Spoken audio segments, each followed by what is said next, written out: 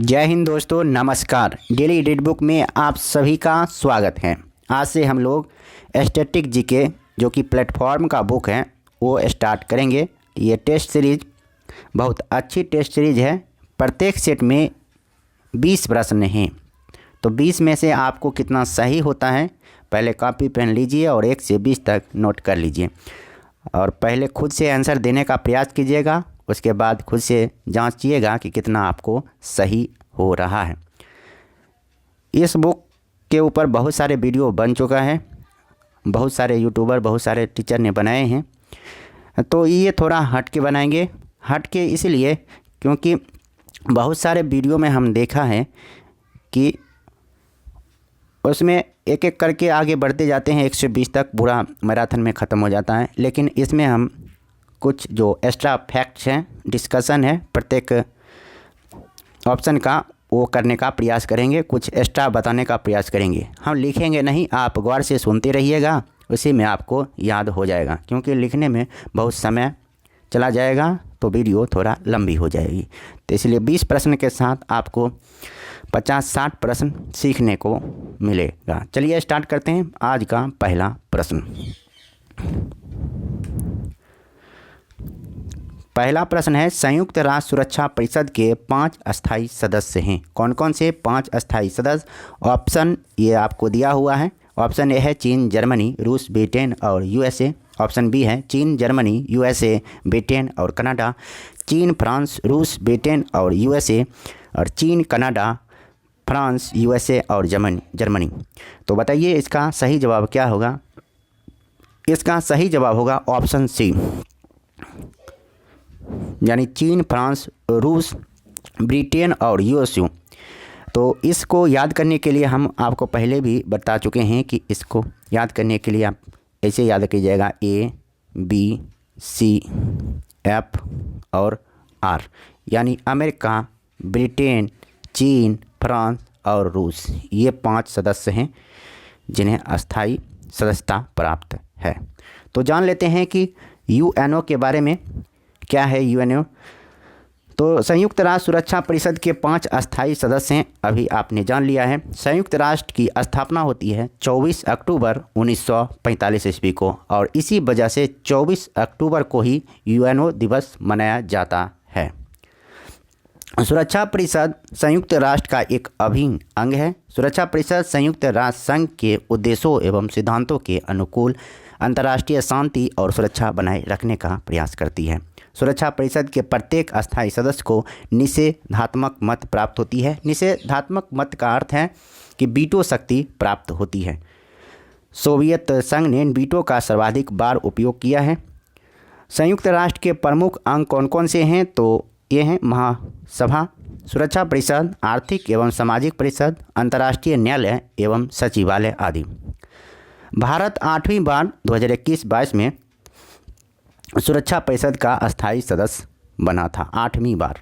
ठीक है, तो अगला प्रश्न आप देखते हैं। क्वेश्चन नंबर 2, निम्नलिखित में से कौन सुमेलित नहीं है? ऑप्शन है राजस्थान परमाणु ऊर्जा संयंत्र उदयपुर, नरौरा परमाणु ऊर्जा संयंत्र उत्तर प्रदेश, कलपक्कम परमाणु ऊर्जा संयंत्र तमिलनाडु, या कैगा परमाणु संयंत्र कर्नाटक। तो बताइए इसका सही जवाब क्या होगा? इसका सही जवाब होगा राजस्थान परमाणु ऊर्जा संयंत्र उदयपुर। ये उदयपुर में नहीं है, राजस्थान परमाणु ऊर्जा संयंत्र, ये गलत है। इसका सही जवाब ये होगा राजस्थान में रावत भाटा ऊर्जा संयंत्र स्थित है। ये रावत भाटा होना चाहिए, जबकि सभी सही हैं। राजस्थान के बांसवाड़ा जिला एवं कोटा जिला में भी परमाणु ऊर्जा संयंत्र प्रस्तावित है। विश्व में पहला परमाणु बिजली घर कहाँ स्थापित किया गया था? रूस में स्थापित किया गया था। विश्व का पहला परमाणु बिजली घर नाभिकीय रिएक्टर नियंत्रित नाभिकीय विखंडन सिद्धांत पर कार्य करती है। तो चलिए अगला प्रश्न को देखते हैं। अगला प्रश्न है क्वेश्चन नंबर 3। क्वेश्चन नंबर 3 है, सदीर किस नृत्य शैली का प्राचीन नाम है? ऑप्शन है कथक, ओडिसी, भरतनाट्यम या मोहिनी अट्टम। सदीर किस नृत्य शैली का प्राचीन नाम है? तो इसका सही जवाब होगा ऑप्शन सी, यानी भरतनाट्यम। भारतनाट्यम। भारतनाट्यम कहाँ का शास्त्रीय नृत्य है? तो भारतनाट्यम तमिलनाडु का शास्त्रीय नृत्य है। ओडिसी है उड़ीसा का, और मोहिनीअट्टम है केरल का, कथक है उत्तर भारत का शास्त्रीय नृत्य। और इसके बारे में कुछ और जान लेते हैं। रुक्मणी देवी अरुंडेल भारतनाट्यम की प्रसिद्ध नृत्यांगना है, ये भी बात याद रखिए। अगला प्रश्न है क्वेश्चन नंबर 4, माउंट एवरेस्ट 2 बार फतेह करने वाली पहली महिला कौन है? ऑप्शन है संतोष यादव, सुषमा सिरूर, सूरजलता देवी या ज्योति रंधावा। तो इसका सही जवाब होगा ऑप्शन ए यानी संतोष यादव।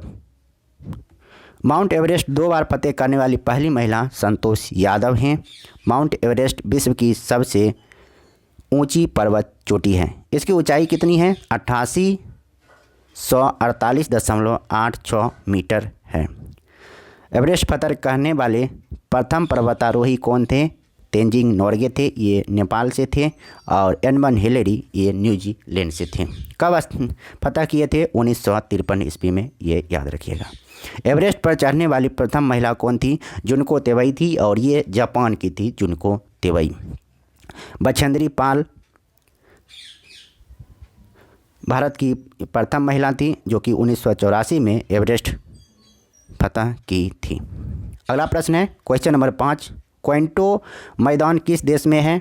ऑप्शन है चीन, कंबोडिया, न्यूजीलैंड या जापान। इसका सही जवाब क्या होगा? आपको लग रहा है कि थोड़ा स्लो बोल रहे हैं, तो वीडियो को स्पीड करके आप देख सकते हैं। तो चलिए बताइए, क्वेंटो मैदान किस देश में है? तो इसका सही जवाब होगा ऑप्शन डी यानी क्वेंटो मैदान जापान में स्थित है। यह मैदान होन्शु द्वीप के मध्य में स्थित है, जो भारी वर्षा एवं उद्योग हेतु प्रसिद्ध है। चावल, सब्जी, फल की पैदावार होती है। होन्शु जापान का सबसे बड़ा एवं विश्व का 7वां सबसे बड़ा द्वीप है। होन्शु द्वीप पर ही जापान की प्रसिद्ध शहर टोक्यो, ओसाका, कोबे, नगोया और हिरोशिमा स्थित है। तो ये भी पूछा जाता है कि होन्शु द्वीप पर टोक्यो शहर किस द्वीप पर स्थित है? होन्शु द्वीप पर है। ओसाका शहर किस द्वीप पर स्थित है?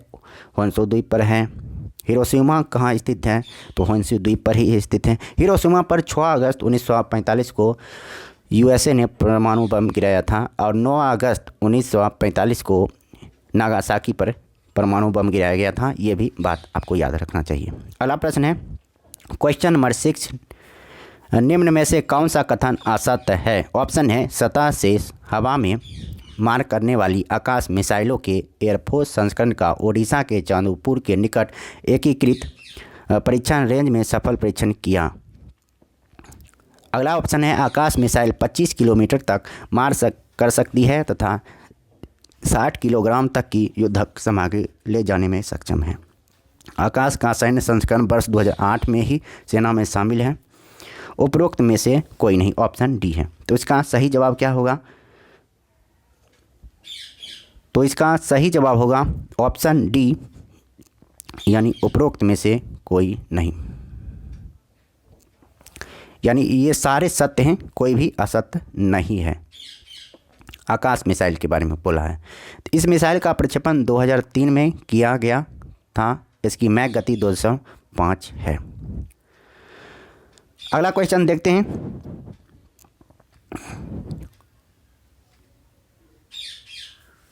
क्वेश्चन है सही सुमेलित नहीं है। 29 दिसंबर अंतर्राष्ट्रीय शिक्षा दिवस, 24 दिसंबर राष्ट्रीय उपभोक्ता अधिकार दिवस, 23 दिसंबर किसान दिवस, 18 दिसंबर अंतर्राष्ट्रीय प्रवास दिवस। तो इसका सही जवाब होगा ऑप्शन ए यानी 29 दिसंबर अंतर्राष्ट्रीय शिक्षा दिवस नहीं है। 29 दिसंबर ये गलत है, यानी यही आंसर हो जाएगा। अंतर्राष्ट्रीय शिक्षा दिवस 24 जनवरी को मनाया जाता है। यहाँ 24 जनवरी होना चाहिए था। 24 जनवरी को ही प्रतिवर्ष राष्ट्रीय बालिका दिवस भी मनाया जाता है। 11 नवंबर को देश के पहले शिक्षा मंत्री मौलाना अबुल कलाम आज़ाद की जयंती भी है। इसी वजह से शिक्षा दिवस 11 नवंबर को मनाया जाता है। अगला प्रश्न है क्वेश्चन नंबर 8,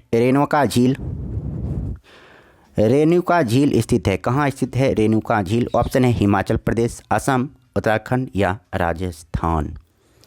तो इसका सही जवाब होगा ऑप्शन ए यानी रेणुका झील हिमाचल प्रदेश में स्थित है रेणुका झील। रेणुका झील भारत की सबसे छोटी आर्द्र भूमि है। असम में हाफलोंग झील, चंदूबी झील और डिपोर झील स्थित हैं। डिपोर झील कहाँ है? असम में स्थित है। सूर्यधार झील का लोकार्पण 2020 में उत्तराखंड में किया गया था। नक्की, पुष्कर, सांभर झील, रामगढ़ झील, पिछौला झील इत्यादि ये सभी झील हैं राजस्थान में। अब देखिए झील के बारे में कुछ जान लेते हैं। कौन कौन सा झील? डिंडवाना झील कहाँ है बताइए? डिंडवाना झील है राजस्थान में। वेम्बनाड झील, अष्टमुडी झील कहाँ है? केरल में स्थित है। हुसैन सागर झील है तेलंगाना में। भोजताल झील है मध्य प्रदेश में। सोंगमो झील है सिक्किम में। और रोनार झील महाराष्ट्र में, बुल्ढाना जिले में। अब है क्वेश्चन नंबर 9। गुट निरपेक्ष आंदोलन की स्थापना में शामिल नेता कौन थे? कौन कौन थे गुट निरपेक्ष आंदोलन में शामिल नेता? ऑप्शन है marshal Joseph Tito, colonel Nasser. Option D है पंडित जवाहरलाल नेहरू, या ऑप्शन सी में ए बी डी ये तीनों। तो इसका सही जवाब होगा ऑप्शन सी यानी ए बी डी। ये तीनों थे मार्शल जोसेफ, कर्नल नासिर एवं पंडित जवाहरलाल नेहरू। ऑप्शन सी सही होगा। गुट निरपेक्ष बारे में कुछ जान लेते हैं। गुट निरपेक्ष आंदोलन की स्थापना अप्रैल 1961 में हुई थी। गुट निरपेक्ष आंदोलन यानी इसे इंग्लिश में कहते हैं नॉन अलाइनमेंट मूवमेंट का मुख्यालय कहाँ है? जकार्ता में स्थित है। गुट निरपेक्ष आंदोलन का मुख्यालय कहाँ है? जकार्ता में स्थित है। गुट निरपेक्ष आंदोलन के सदस्य राष्ट्रों ने मित्र राष्ट्र और धुरी राष्ट्र के साथ किसी में शामिल न होकर तटस्थ रहने की नीति अपनाई थी। अगला प्रश्न है डायना मंदिर हेतु प्रसिद्ध स्थान है कहाँ है? काठमांडू, मक्का, बेथलेहम या इफेसस। तो इसका सही जवाब होगा ऑप्शन डी यानी इफेसस। डायना मंदिर हेतु इफेसस प्रसिद्ध स्थान है। यह मंदिर एशिया के उत्तरी पश्चिम क्षेत्र में तुर्की में स्थित है। डायना मंदिर कहाँ स्थित है? तुर्की में स्थित है। तुर्की के ही पश्चिमी समुद्र तट पर स्मरना नामक प्रसिद्ध बंदरगाह है। पशुपतिनाथ मंदिर काठमांडू में स्थित है। यरूशलेम में स्थित बेथलेहम ईसा मसीह की जन्म स्थली है। अब है क्वेश्चन नंबर 11। नींद का अध्ययन कहलाता है? ऑप्शन है हिप्नोलॉजी, क्रोमेटोलॉजी, ऑर्थोलॉजी या क्रोनोलॉजी। नींद का अध्ययन क्या कहलाता है? तो इसका सही जवाब होगा ऑप्शन ए यानी हिप्नोलॉजी। नींद का अध्ययन हिप्नोलॉजी कहलाता है। क्रोमेटोलॉजी के अंतर्गत रंगों का अध्ययन किया जाता है। अस्थियों के जोड़ का अध्ययन ऑस्टियोलॉजी कहलाता है। आर्थोलॉजी कहलाता है। शिलालेख का अध्ययन एपिग्राफी कहलाता है। शारीरिक व्यायाम द्वारा शरीर को तंदुरुस्त एवं स्वस्थ रखने का अध्ययन कैलिस्थेनिक्स कहलाता है। क्वेश्चन नंबर आगे देखते हैं। क्वेश्चन नंबर 12 है सुमेलित कीजिए यानी मिलान करना है। एक तरफ है लोक कला और उसके दूसरी तरफ है राज्य। कौन से राज्य की कौन सी लोक कला है? मेहंदी। तो मेहंदी होगा राजस्थान की लोक कला है मेहंदी। अपना है पहाड़ी क्षेत्र की लोक कला। अरिपन है बिहार की लोक कला। चौकपूर्ण है उत्तर प्रदेश की लोक कला, यानी ऑप्शन ए सही होगा। मेहंदी को सुहाग और सौभाग्य का प्रतीक माना जाता है। राजस्थान में बिस्सा जाति की महिलाएं कभी मेहंदी नहीं लगाती है। अरिपन मधुमनी चित्रकला को कहा जाता है। अब देखिए कला और चित्रकला के बारे में जानते हैं। बिहार का है टिकुली, बंगाल का पटुआ, ओडिशा का पट्टचित्र। ये पूछा जाता है पट्टचित्र किस राज्य की चित्रकला है?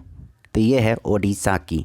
झारखंड का पेटकार, आंध्र प्रदेश का कलमकारी, गुजरात महाराष्ट्र सीमा क्षेत्र का बरली, सिक्किम हिमाचल प्रदेश का थोंका और राजस्थान का फड। क्वेश्चन नंबर 13, निम्न में से कौन सा सुमेलित है? ऑप्शन है लाल त्रिकोण परिवार नियोजन, रेड क्रॉस डॉक्टरी सहायता, अस्पताल खतरा, यातायात को रोकने का चिन्ह, हरा प्रकाश रास्ता साफ सिग्नल, या ऑप्शन डी है सभी सुमेलित हैं। तो इसका सही जवाब होगा सभी सुमेलित है। ये सभी सुमेलित हैं,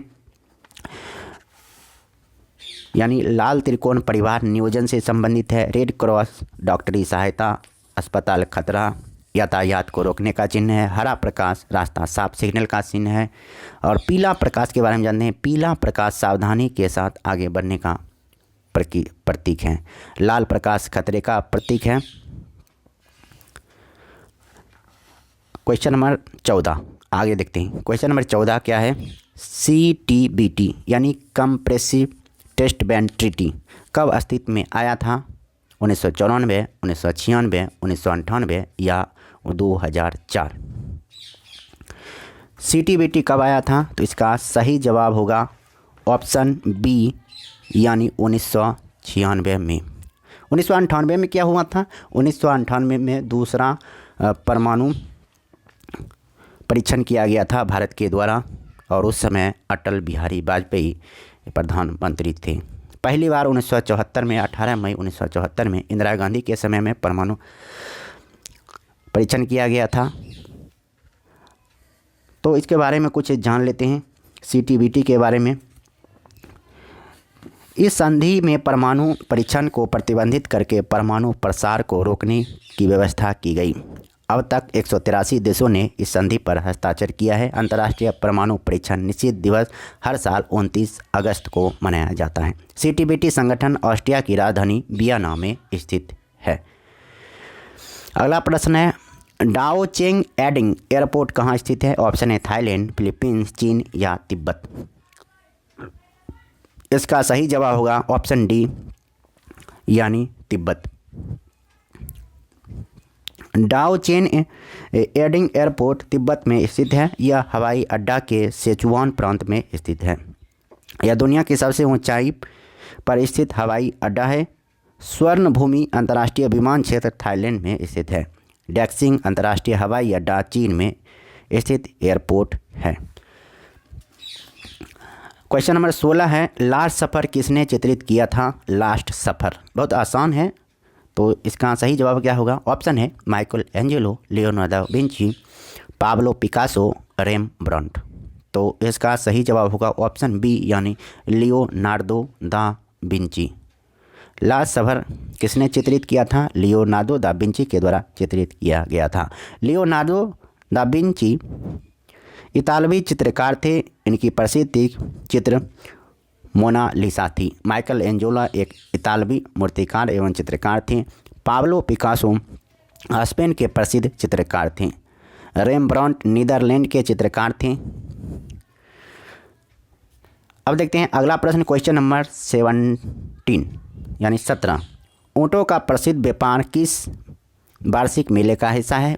ऑप्शन है उदयपुर मेला, थार मेला, कुंभ मेला या पुष्कर मेला। तो इसका सही जवाब होगा ऑप्शन डी यानी पुष्कर मेला। ऊँटों का प्रसिद्ध व्यापार पुष्कर मेले का हिस्सा है। ऑप्शन डी सही है। यह कार्तिक पूर्णिमा के समय प्रारंभ होने वाला वार्षिक मेला है।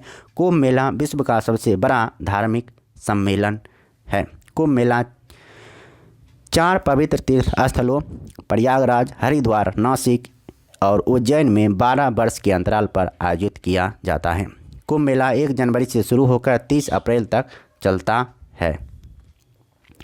क्वेश्चन नंबर 18 देखते हैं। स्वतंत्रता की प्रतिमा स्टैच्यू ऑफ लिबर्टी कहाँ स्थित है? ऑप्शन है पेरिस, वाशिंगटन, जेनेवा या न्यूयॉर्क। तो इसका सही जवाब क्या होगा बताइए? इसका सही जवाब होगा ऑप्शन डी यानी न्यूयॉर्क। स्वतंत्रता की प्रतिमा जिसे स्टैच्यू ऑफ लिबर्टी कहा जाता है, ये न्यूयॉर्क में स्थित है। फ्रांस ने अमेरिका को यह प्रतिमा उपहार में दिया था। ये इम्पोर्टेंट क्वेश्चन है। ये क्वेश्चन पूछा गया था कि स्टैच्यू ऑफ यूनिटी अमेरिका को किसने दिया था? तो फ्रांस ने दिया था। यह प्रतिमा न्यूयॉर्क शहर के मैनहट्टन में लिबर्टी द्वीप पर स्थित है। इस प्रतिमा का डिजाइन फ्रांसीसी मूर्तिकार फ्रेडरिक अगस्त बार्थोल्दी ने किया था। इस प्रतिमा को 1984 में यूनेस्को ने विश्व विरासत स्थल में घोषित किया था। स्टैच्यू ऑफ लिबर्टी को कब विश्व विरासत स्थल में घोषित किया गया था? तो 1984 में घोषित किया गया था। क्वेश्चन नंबर 19 है अगला क्वेश्चन। जापान की राष्ट्रीय पोशाक कौन सी है? ऑप्शन है चादर, लहंगा, सरोंग या किमोनो। तो इसका सही जवाब होगा ऑप्शन डी यानी किमोनो। जापान का राष्ट्रीय पोशाक है किमोनो। सरोंग दक्षिण पूर्वी एशिया और दक्षिणतम एशिया में पहनी जाने वाली पोशाकें हैं। चादर भारत की प्रचलित पोशाकों में से एक है। क्वेश्चन नंबर 20 है, विश्व में जीसस क्राइस्ट की सबसे बड़ी मूर्ति कहाँ स्थित है? ब्राज़ील, मैक्सिको, इटली या पेरू में। तो इसका सही जवाब होगा ऑप्शन ए यानी ब्राज़ील। विश्व में जीसस क्राइस्ट की सबसे बड़ी मूर्ति ब्राज़ील में है और इसकी ऊंचाई है 39.6 मीटर। यह प्रतिमा ब्राज़ील के रियो डी जेनेरियो शहर में स्थित है। यह प्रतिमा दुनिया की सबसे बड़ी आर्ट डेको शैली की मूर्ति कला है। मैक्सिको में क्रिस्टो रे की प्रतिमा स्थित है। इसके वास्तुकार रामबी सुतार हैं। स्टैचू ऑफ लिबर्टी न्यूयॉर्क में स्थित है। अमेरिका को स्टैचू ऑफ लिबर्टी फ्रांस के द्वारा उपहार में प्राप्त हुआ था। ये पहले ही हम बता चुके हैं। अब है इसी बुक में थोड़ा नीचे में महत्वपूर्ण बिंदु दिया हुआ है, तो वो आपको पढ़ के सुना देते हैं, तो वो भी इम्पोर्टेंट रहेगा आपके लिए। अंतर्राष्ट्रीय न्यायालय नीदरलैंड के दी हेग में स्थित है। मेरे साथ बोलिएगा, अंतर्राष्ट्रीय न्यायालय कहाँ स्थित है? द हेग में स्थित है।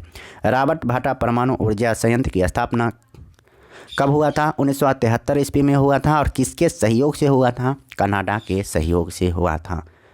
अगला है, संगीत नाटक अकादमी के अनुसार वर्तमान में भारत के कितने शास्त्रीय नृत्य हैं? तो ये 8 शास्त्रीय नृत्य हैं।